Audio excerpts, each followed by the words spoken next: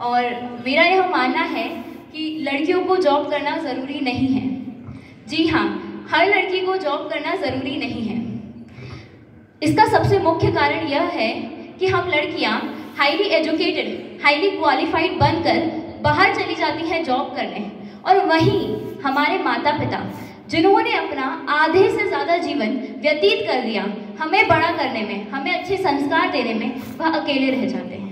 As a girl ये हमारी responsibility है कि हम अपने माता पिता की हर आज्ञा का पालन करें और उनके साथ ज़्यादा से ज़्यादा टाइम स्पेंड करें। The second and most important reason is कि आजकल माता पिता दोनों ही बाहर काम पर चले जाते हैं, जॉब करने चले जाते हैं, जिसकी वजह से वो अपने बच्चों को प्रॉपर टाइम नहीं दे पाते, प्रॉपर संस्कार, वैल्यूज नहीं दे पाते हैं। सदियों से यह प्रथा चली आ रही है कि लड़कियां घर संभालती हैं और लड़के बाहर जाकर पैसे कमाते हैं घर चलाने के लिए। And there is nothing wrong in that. There may be some adverse situations, there may be some rare cases जहां पर घर चलाने के लिए लड़कियों को काम करना पड़ता है, जॉब करनी पड़ती है। But in 90% of the cases लड़कियां अपने अहंकार की वजह से, ईगो की वजह से अकेले रहती हैं। इंडिपेंडेंट बनने के लिए वो बाहर जाकर जॉब करती है, and that is totally wrong from my point of view. At last I want to conclude with, as a girl, as a daughter, ये हमारी रिस्पॉन्सिबिलिटी है, प्राइम रिस्पॉन्सिबिलिटी है कि हम अपने माता पिता की हर आज्ञा का पालन करें, उनके साथ मैक्सिमम टाइम स्पेंड करें। And later on as a mother ये हमारी प्राइम रिस्पॉन्सिबिलिटी है कि हम अपने बच्चों को अच्छे गुण दें, अच्छे संस्कार दें, अच्छी वैल्यू दें, ना कि किसी जॉब के पीछे भागे, पैसों के पीछे भागे, अच्छी लाइफस्टाइल के पीछे भागे। Thank you so much for listening me. Thank you so much. एक वो जमाना था जब संयम, समर्पण, संस्कार, सामंजस्य और संस्कृति, इन बातों पर सुखी दाम्पत्य का आधार टिका हुआ था। लेकिन आजकल हम इन शब्दों को तो जानते ही नहीं है। बिखरते दाम्पत्य के लिए जिम्मेदार कौन, माता पिता या बच्चे? तो इसकी शुरुआत हो रही है माता पिता द्वारा किए जाने वाले पाश्चात्य संस्कृति के अंधे अनुकरण से, जहाँ लड़का और लड़की की तुलना गलत ढंग से हम कर रहे हैं और उनके अंदर अहंकार को हम जन्म दे रहे हैं। हमारी छोरी छोरों से कम है कि ये बात कह के साबित क्या करना चाह रहे हो?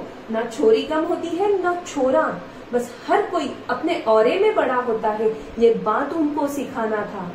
माता पिता का हट कहूं या अवास्तव अपेक्षाएं, उच्च शिक्षण हो, उच्च नौकरी हो, आर्थिक स्थैर्य हो और उसके बाद विवाह हो, इस बीच विवाह की उम्र चली जाती है और एक दूसरे के रंग में रंगने की हमारी कोई इच्छाएं नहीं रहती है। इसका सबसे अच्छा उदाहरण है कुम्हार का, जो कच्ची मिट्टी को अपने रंग में रंग सकता है, परिपक्व मिट्टी को नहीं। यही बात इंसानी जीवन में लागू होती है।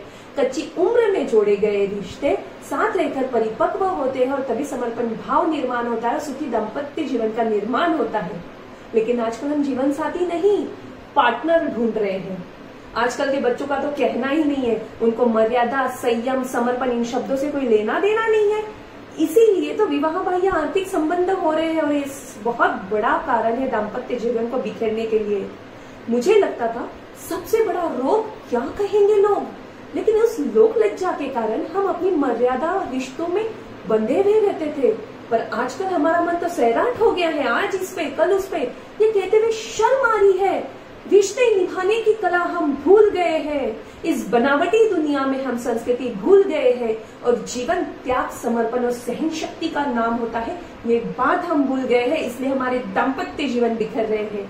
आज भी संभल जाइए। लड़का और लड़की में तुलना नहीं, उनको उनकी खूबियों से अवगत कराइए।